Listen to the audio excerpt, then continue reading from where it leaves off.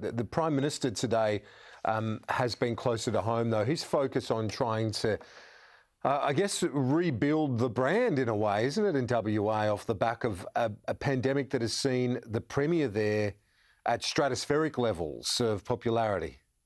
No doubt about it. With Prime Minister Scott Morrison back in Perth today for the first time since he was there for a day last June before his visit to the G7 Plus meeting in Cornwall. He's announcing $4.3 billion for a dry docking facility for the Navy, with the project to be completed in 2028 and to start in 2023. His news conference is expected in about half an hour's time, and we'll obviously show that to you. This project is not near the seats the government has to retain, Pearce, Swan and Hasluck, but is further south, servicing Labor seats Fremantle and Brand.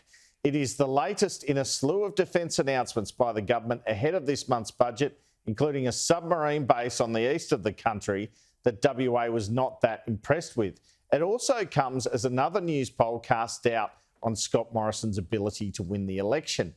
This one actually shows that Australians do not trust either Scott Morrison or Anthony Albanese. Only 40% found Scott Morrison trustworthy. Only 44% thought Anthony Albanese was trustworthy. Excuse me. Scott Morrison certainly attempted to paint Anthony Albanese as untrustworthy last night, just as Anthony Albanese wanted to call Scott Morrison a liar on 60 Minutes a day earlier. So just because they say it, I'm not pretending to be anyone else. We're still wearing the same glasses. And,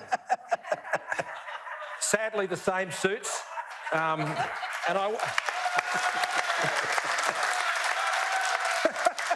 I weigh about the same, and I don't mind a bit of Italian cake either. So I'm happy in my own skin, and I'm not pretending to be anyone else. And when you're Prime Minister, you can't pretend to be anyone else. You've got to know who you are, because if you don't know who you are, then how on earth are other people going to know? Scott Morrison's got an issue with the truth. You honestly think Scott Morrison's a liar?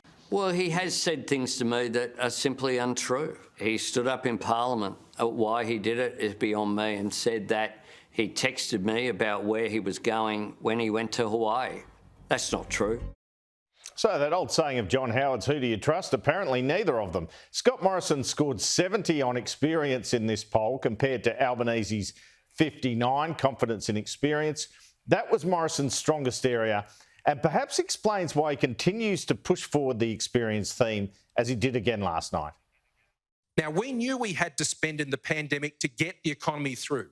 JobKeeper saved the economy. It saved lives. It saved livelihoods. It saved most businesses around the country. But we knew when we had to turn it off. And there are other things we had to turn off. And they're hard fiscal decisions, to turn things off.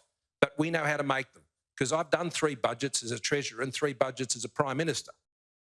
But in the Newspoll, when it came to who was in touch with voters, this is a terrible result for the PM. The Daggy Dad from the Shire is now 37 to 51 behind Albanese on who is in touch, perhaps once again highlighting why cost of living needs to be addressed in this budget in a fortnight, with plans for a beer tax cut and speculation of an extra and early lower and middle income tax offset will be necessary.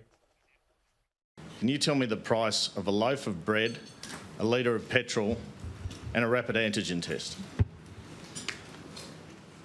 Now, I'm not going to pretend to you that I go out each day and I buy a loaf of bread and I buy a litre of milk. I'm not going to pretend to you that I do that.